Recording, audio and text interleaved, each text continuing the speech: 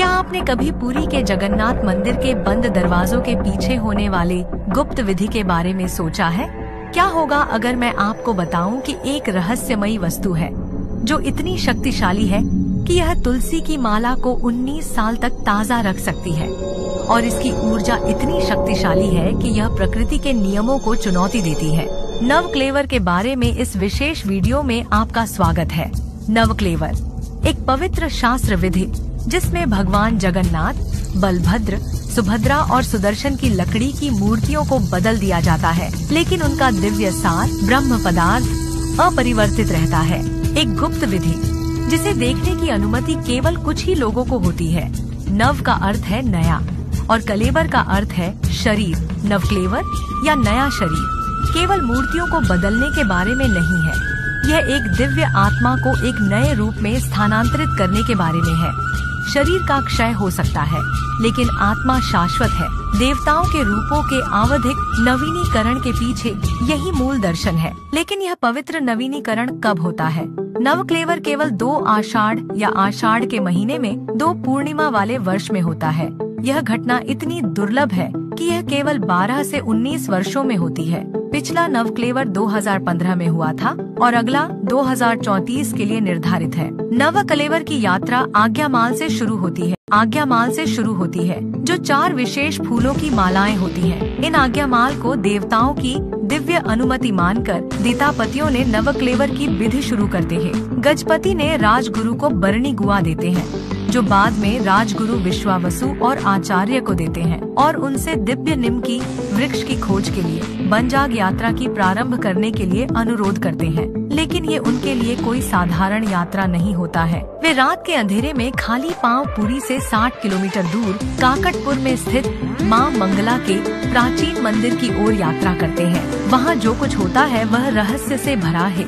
रात्रि में वे देवी मंगला के समक्ष स्वप्नवती मंत्र का जाप करते हैं और दंडवत प्रणाम करके सो जाते हैं। इस मंत्र के जाप से संतुष्ट होकर देवी मंगला चारों बड़ग्रहियों के स्वप्न में प्रकट होती हैं और उन्हें दिव्य निम वृक्ष की दिशा बताती हैं। दिशा निर्देश प्राप्त करने के बाद बनजाग समूह 4 देवताओं के लिए दिव्य निम के पेड़ों की खोज करने के लिए 4 दलों में विभाजित हो जाता है। प्रत्येक समूह का नेतृत्व एक दैतापति करता है, जिसे बाड़ग्रही कहा जाता है।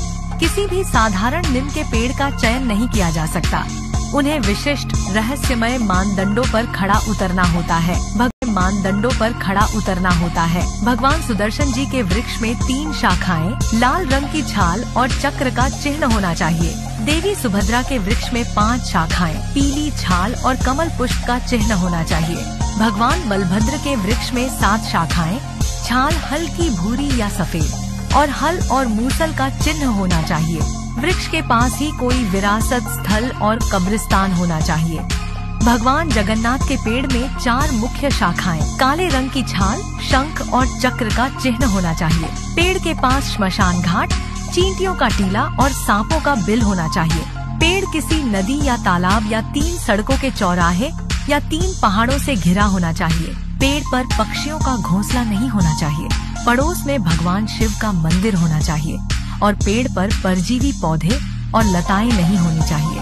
4 वृक्षों के चयन के बाद सबसे पहले श्री सुदर्शन के, उसके बाद भगवान बलभद्र, माँ सुभद्रा और अंत में भगवान जगन्नाथ के वृक्ष भद्र, माँ सुभद्रा और अंत में भगवान जगन्नाथ के वृक्ष को काटी जाती है। वृक्ष को सबसे पहले विद्यापति द्वारा सोने की कुल्हाड़ी से, उसके बाद विश्वावसु द्वारा चांदी की कुल्हाड़ी से और अंत में विश्वकर्मा द्वारा लोहे की कुल्हाड़ी से काटा जाता है। सभी ब्राह्मण और दैत्यपति तब तक उपवास रखते हैं जब तक वृक्ष जमीन पर गिर न जाए। पेड़ को उसके आकार के अनुसार काटा जाता है और बचे हुए हिस्सों को पेड़ के पास एक बड़े गड्ढे में दबा दिया जाता है ताकि इसका दुरुपयोग न हो सके।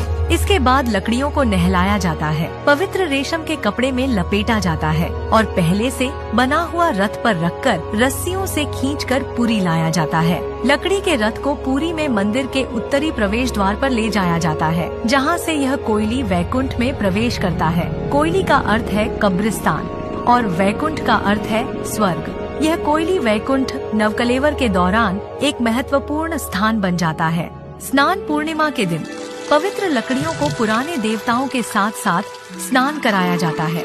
फिर दारू घर के अंदर नई मूर्तियाँ बनाई जाती हैं। यह प्रक्रिया इतनी गुप्त होती है कि मंदिर के मुख्य पुजारी को भी दारू घर में प्रवेश करने की अनुमति नहीं होती है। मूर्ति 21 दिनों में पूरी होती है और इन 21 दिनों के दौरान मूर्तिकारों को मंदिर परिसर छोड़ने की अनुमति नहीं होती है। वे मंदिर के प्रांगण में सोते हैं और देवताओं के साथ साथ स्नान कराया जाता है। फिर दारू घर के अंदर नई मूर्तियाँ बनाई जाती हैं। यह प्रक्रिया इतनी गुप्त होती है कि मंदिर के मुख्य पुजारी को भी दारू घर में प्रवेश करने की अनुमति नहीं होती है। मूर्ति 21 दिनों में पूरी होती है और इन 21 दिनों के दौरान मूर्तिकारों को मंदिर परिसर छोड़ने की अनुमति नहीं होती है। वे मंदिर के प्रांगण में सोते हैं और उपवास रखते हैं। सिर्फ महाप्रसाद के रूप में अपना रात्रि भोजन करते हैं। 21 दिनों की इस अवधि के दौरान कोयली बैकुंठ के बाहर दिन रात भक्ति गीत गाए जाते हैं।